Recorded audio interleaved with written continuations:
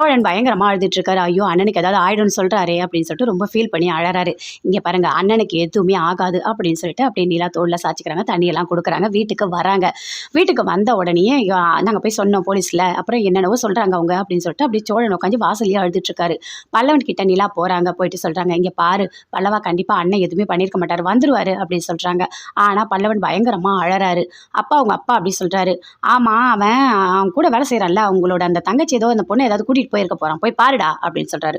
அத கேட்டோனே அப்படியே சோழனுக்கு கோவமா வருது. "அண்ணன் அப்படிலாம் பண்ணாது. அண்ணன் அப்படிலாம் பண்றவரு கிடையாது" அப்படின்னு சொல்றாரு.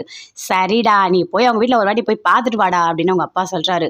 "இங்க பாருங்க, அவர பத்தி தப்பா பேசாதீங்க அண்ணன பத்தி" அப்படின்னு சோழன் அப்படியே கோவமா கத்துறாரு.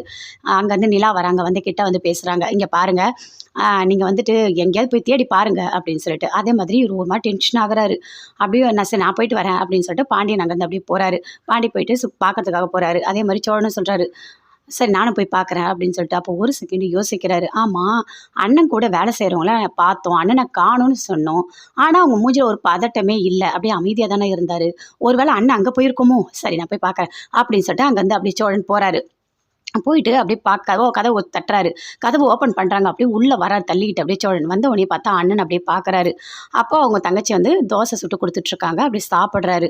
சாப்பிடும்போது அப்படியே யோசிச்சுட்டு இருக்காரு. "இல்ல நான் தம்பிங்களுக்கு எல்லாருக்குமே தோசை சுட்டு குடுப்பேன். அவங்கலாம் சாப்பிட்டாங்களான்னு தெரியல. சாப்பிடும்போது எனக்கு அவங்க ஞாபகம் வருது" அப்படின்னு சொல்லிட்டே இருக்காரு. அதுக்குள்ள சோழன் கிட்ட வராரு. "என்னண்ணே இங்க வந்திருக்கியா?" அப்படின்னு சொல்லிட்டு. "ஏய் என்னடா நீ இங்க வந்திருக்க?" அப்படின்னு சொல்லிட்டு அப்படியே எழுந்துக்கிறாரு. சேரன் எழுந்துக்கிறாரு. "ஆ இல்ல அதெல்லாம் ஒண்ணும் இல்ல" அப்படின்னு சொல்றாரு. "என்னண்ணா ஒண்ணும் இல்லன்னு சொல்ற? எதுக்காக நீ எங்கள விட்டு வந்த? ஏன் அப்படி பண்ண?" அப்படின்னு சொல்லிட்டு அப்படியே ஓடி போய் ஹக் பண்ணிக்கிறாங்க. பயங்கரமா சோழன் அழறாரு. தேம்பி தேம்பி அழறாரு. "ஏண்ணா ஏண்ணா இப்படி பண்ணிட்டுருக்க?" அப்படின்னு சொல்லிட்டு. "நீ தானே எங்களுக்கு எல்லாமே. அம்மா, அப்பா எல்லாமே நீ தானே. ஏண்ணா இப்படி பண்ணிட்டுருக்க?" அப்படின்னு சொல்லிட்டு ரொம்ப ஃபீல் பண்ணி அழறாரு. "இல்லடா அதுக்காக நான் சொல்லல. என்னால உங்களுக்கெல்லாம் கல்யாணம் ஆகாது. ஏதாவது பிரச்சனை வந்தா நான் என்ன பண்ணுவேன்? நீங்க எல்லாருமே நல்லா இருக்கணும். என்னால அந்த குடும்பத்துக்கு எந்த பிரச்சனையும் வரக்கூடாது. அதனால தான் நான் வந்தேன்" அப்படின்னு சொல்றாரு. "இங்க பாருண்ணே, அந்த ஜோசியக்காரன் அறிவில்லாதவன். ஏதோ தப்பா சொல்லிட்டு போயிட்டான். அதுக்காக நீ எங்கள விட்டுட்டு வருவியா?" அப்படின்னு சொல்லிட்டு அப்படியே அழறாரு. "வாண்ணே வீட்டுக்கு போலாம்" அப்படின்னு சொல்லிட்டு வீட்டுக்கு கூட்டிட்டு போறாரு. எல்லாருமே பார்க்குறாங்க. பல்லவன் ஓடி போய் அப்படியே ஹக் பண்ணிட்டு அழறாரு. பயங்கரமா அழறாரு. தேம்பி தேம்பி அழறாரு. "அண்ணே எங்கலாம் விட்டு எங்கண்ணா போன? எங்கண்ணா போன? ஏண்ணா இப்படி பண்ண?" அப்படின்னு சொல்லிட்டு. "ஒண்ணும் இல்லடா பல்லவா, நான் தான் வந்துட்டேன்ல, நீ அழாத" அப்படின்னு சொல்றாரு.